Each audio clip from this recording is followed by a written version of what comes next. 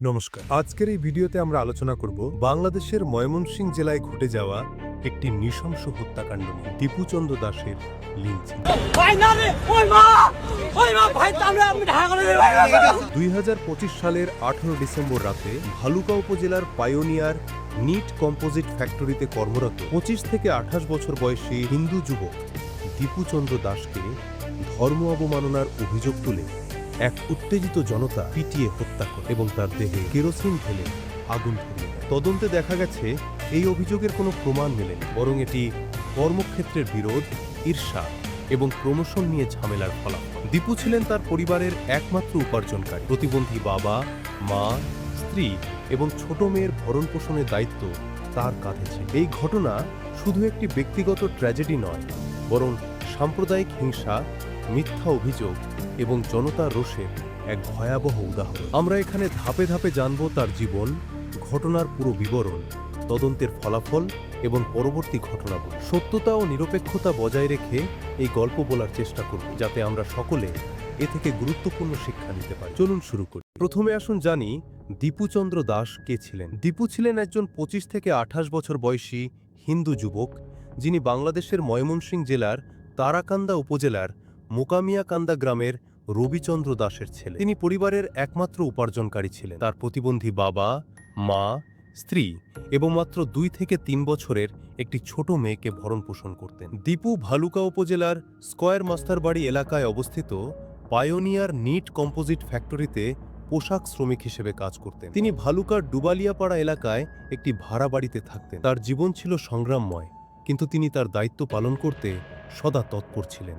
এখন আসুন ঘটনার প্রেক্ষাপটে। এই হত্যাকাণ্ড ঘটে 2025 সালের ডিসেম্বর মাসে, যখন বাংলাদেশে 2024 সালের প্রতিবাদ আন্দোলনের পর হিন্দু সংখ্যালঘু সম্প্রদায়ের উপর সহিংসতা ব্যাপকভাবে বেড়ে যায়। সেই সময়ে যুবনেতা শরীফ উসমান হাদির মৃত্যুর পর দেশে রাজনৈতিক অস্থিরতা এবং সাম্প্রদায়িক হিংসা চরমে ওঠে। বাংলাদেশের জনসংখ্যার প্রায় 7.95% হিন্দু, কিন্তু তাদের উপর আক্রমণের ঘটনা ক্রমাগত বাড়তে থাকে। এই পরিস্থিতিতে দীপুচন্দ্র দাশের লিঞ্চিং একটি উল্লেখযোগ্য এবং দুঃখজনক ঘটনা হয়ে ওঠে। এটি শুধু একটি ব্যক্তিগত ট্র্যাজেডি নয়, বরং সমাজের গভীর সমস্যার প্রতিফলন, যেখানে মিথ্যা অভিযোগ এবং জনতার রোষ একটি নিরীহ জীবনকে ছিনিয়ে নেয়। ঘটনার বিস্তারিত বিবরণে যায়। 2025 সালের 18 ডিসেম্বর রাত প্রায় 9টার দিকে ফ্যাক্টরিতে বিশ্ব আরবি ভাষা দিবস উপলক্ষে একটি অনুষ্ঠান চলছিল। সেখানে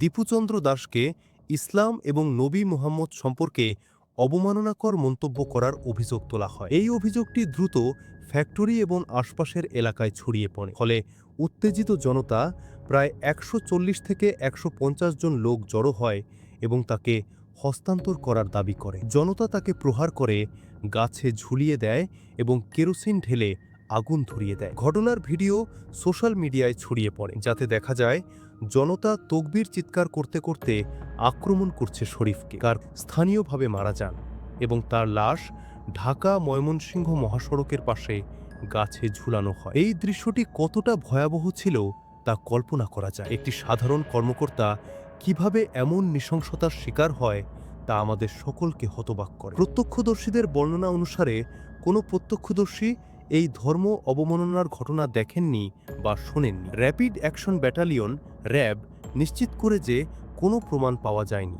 একজন প্রত্যক্ষদর্শী, যিনি দীপুর সহকর্মী, বলেন যে এটি আসলে কর্মক্ষেত্রে ঈর্ষা এবং প্রমোশন নিয়ে বিরোধের ফলাফল। তদন্তের মাধ্যমে একটা সুষ্ঠু বিচার হোক, সেটা যেই দোষী হবে সে এটা বিচার আওতায় আসবে। এখানে আমাদের কোনো প্রকার কম্প্রোমাইজ। দীপুকে ফ্লোর ম্যানেজার জোর করে চাকরি ছাড়তে বাধ্য করেন এবং জনতার হাতে তুলে দেন। পরিবারের সদস্যরা জোর দিয়ে বলেন যে অভিযোগটি সম্পূর্ণ মিথ্যা এবং প্রতিহিংসামূলক।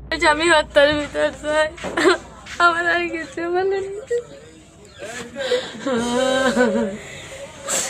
ষড়যন্ত্র করে আমার স্বামীর মারা হয়েছে, আমি স্বামী হত্যার ভিতর চাই। এখানে আমরা দেখতে পাই কিভাবে ব্যক্তিগত শত্রুতা সাম্প্রদায়িক রূপ নেয় এবং একটি জীবনকে ধ্বংস করে। পুলিশের তদন্ত এবং গ্রেফতারের কথায় আসি। পুলিশ ঘটনাস্থলে পৌঁছে লাশ উদ্ধার করে ময়মনসিংহ মেডিকেল কলেজ হাসপাতালে পাঠায়। দীপুর ভাই অপুচন্দ্র দাশ 140 থেকে 150 জন অজ্ঞাত ব্যক্তির বিরুদ্ধে মামলা দায়ের করেন। র্যাব এবং পুলিশের তদন্তে ধর্ম অবমাননার কোনো প্রমাণ পাওয়া যায়নি, বরং এটি কর্মক্ষেত্রের বিরোধ বলে নিশ্চিত হয়। 2026 সালের জানুয়ারি পর্যন্ত 18 জনেরও বেশি লোককে গ্রেফতার করা হয়েছে, যার মধ্যে 2 জন সহকর্মী এবং একজন মৌলভী, ইমাম এবং মাদ্রাসা শিক্ষক, যিনি প্রধান অভিযুক্ত। এই মৌলভী 2 সপ্তাহ পলাতক ছিলেন। আদালত গ্রেফতারকৃতদের রিমান্ড মঞ্জুর করে এবং ভিডিও ফুটেজ দেখে আরও গ্রেফতার চলছে।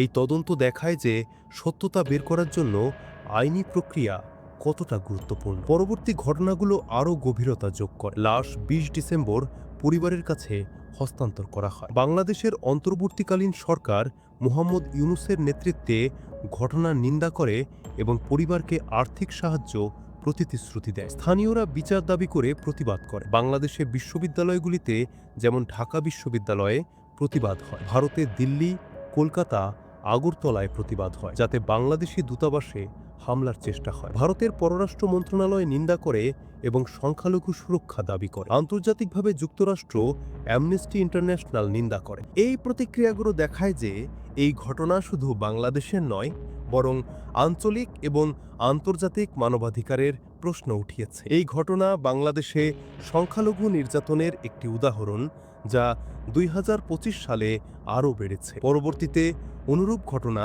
যেমন খোকনচন্দ্র দাসের উপর আক্রমণ, ঘটেছে। বিচার প্রক্রিয়া চলমান, কিন্তু স্থানীয়রা দ্রুত বিচার চান। প্রিয় দর্শকবৃন্দ, এই দীপুচন্দ্র দাসের হত্যাকাণ্ড থেকে আমরা কি শিক্ষা নিতে পারি? প্রথমত, সাম্প্রদায়িক হিংসা কতটা ধ্বংসাত্মক এটি একটি মিথ্যা অভিযোগ থেকে শুরু হয়ে একটি সমাজকে বিভক্ত করে। আমাদের শিখতে হবে সহিষ্ণুতা এবং সত্যতা যাচাই করা। দ্বিতীয়ত, কর্মক্ষেত্রের বিরোধগুলোকে সাম্প্রদায়িক রূপ না দিয়ে আইনি পথে সমাধান করা দরকার। তৃতীয়ত, সংখ্যালঘু সম্প্রদায়ের সুরক্ষা নিশ্চিত করা সরকার এবং সমাজের দায়িত্ব। এই ঘটনা আমাদের মনে করিয়ে দেয় যে ন্যায় বিচার ছাড়া কোনো সমাজ টিকতে পারে না। আসুন আমরা সকলে মিলে এমন একটি বিশ্ব গড়ি যেখানে কোনো দীপুর মতো নিরীহ ব্যক্তি এমন নৃশংসতার শিকার না হয়। যদি এই ভিডিওটি আপনার ভালো লেগে থাকে তাহলে লাইক করুন, কমেন্টে আপনার মতামত জানান।